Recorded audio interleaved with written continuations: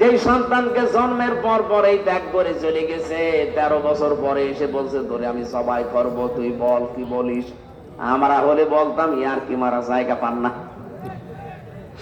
সন্তান আল্লাহ উনি যে দোয়া করেছিলেন যে আমাকে নেককার সন্তান দাও, আর আল্লাহ যে জবাব দিলেন যে গোলামিন হালিম দিলাম, উনি চিন্তা করছেন যে কেমন হালিম আমি আজকে দেখবো। তাছাড়া আল্লাহর হুকুম, আমি আল্লাহর হুকুম পালন করতে যে সন্তানের অনুমতি নেব কোন কারণে, ওনার নেওয়া লাগতো না। কিন্তু চিন্তা করলেন দেখি আমার যে আল্লাহ হালিম দিয়েছে, আমি আজকে পরীক্ষা করব। সন্তানও ঠিক হালিম।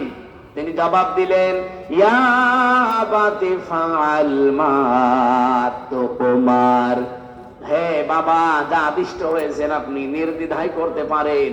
সাতাজিদুনি ইনশাআল্লাহু মিনাস সাবিরিন। এখানে যারা তাফসীর পড়তে পারে তাদেরকে বলছি, তিনি সবের বলতে পারতেন 1 বছর কি যে আপনি আমাকে ধৈর্যশীল পাবেন, তিনি কিন্তু বলেন